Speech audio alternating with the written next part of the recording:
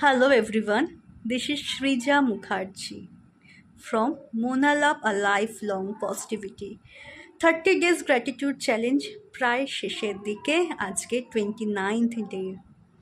আজকের activity volunteer work. আমরা আমাদের দৈনন্দিন জীবনে নিজেদের কাজ নিয়ে প্রত্যেকে খুব ব্যস্ত।